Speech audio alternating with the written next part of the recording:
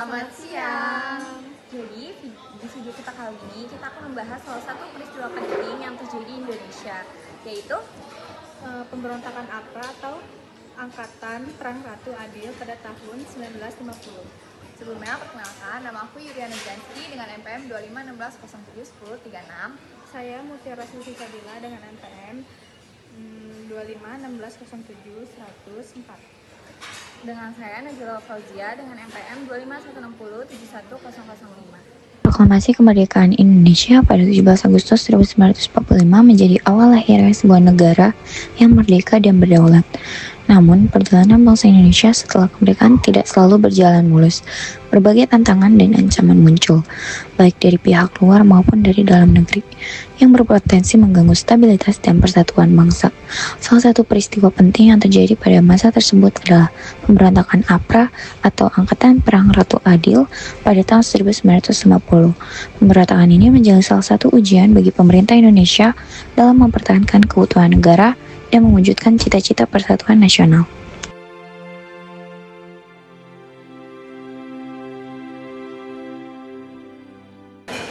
Jadi setelah Indonesia merdeka di tahun 1945, kondisi negara itu belum sepenuhnya stabil. Indonesia masih menghadapi berbagai ancaman yang dapat mengganggu persatuan dan kedaulatan bangsa.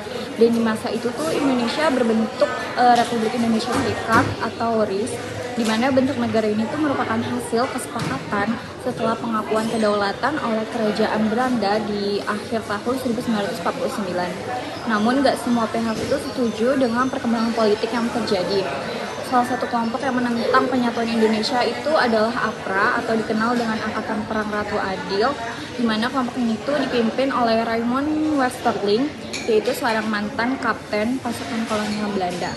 Nah, APRA ini tuh menginginkan agar negara federal tetap dipertahankan dan menolak pembentukan negara Indonesia yang lebih bersatu. Mereka juga ingin mempertahankan keberadaan tentara negara-negara bagian yang ada pada saat itu. Nah, karena perbedaan kepentingan tersebut, APRA kemudian melakukan pemberontakan yang menjadi salah satu ancaman serius bagi keutuhan bangsa Indonesia. Untuk memahami munculnya APRA, kita perlu mengetahui kondisi Indonesia saat itu. Setelah konferensi meja bundar, Indonesia berbentuk Republik Indonesia Serikat atau RIS. Dalam sistem ini terdapat beberapa negara bagian yang bergabung dalam satu negara federal. Namun, banyak tokoh nasional menginginkan Indonesia kembali menjadi negara kesatuan karena dianggap lebih mampu menjaga persatuan bangsa. Perbedaan pandangan inilah yang kemudian memicu munculnya konflik politik termasuk pemberontakan APRA.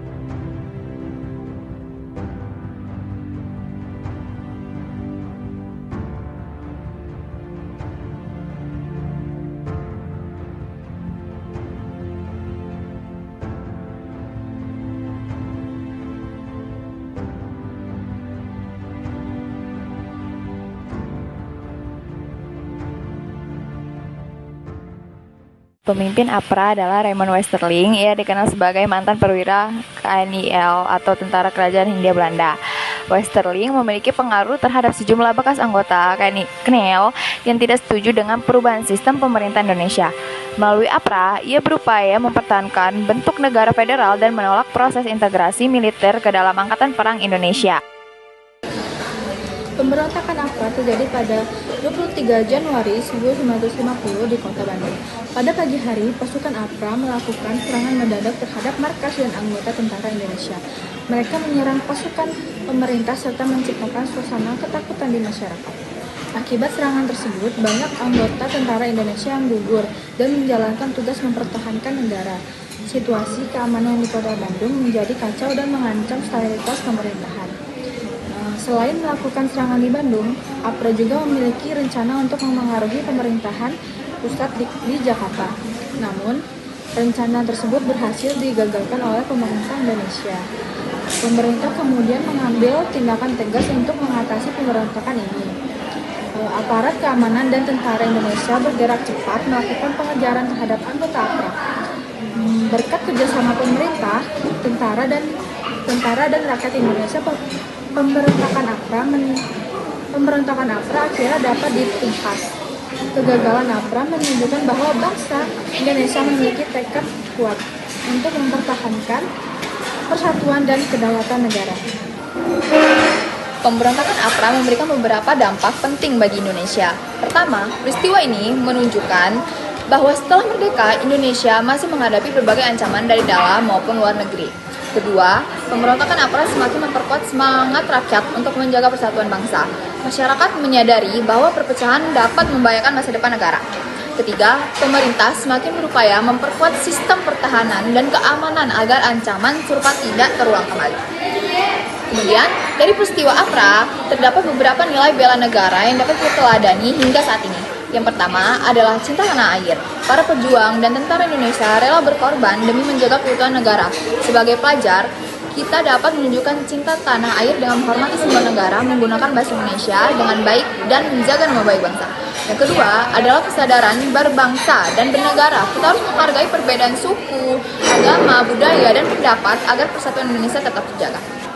Yang ketiga adalah rela berkorban demi kepentingan bangsa dan negara. Saat ini bentuk pengorbanan tidak harus melalui perang, tetapi dapat dilakukan dengan belajar sungguh-sungguh, disiplin, dan berprestasi.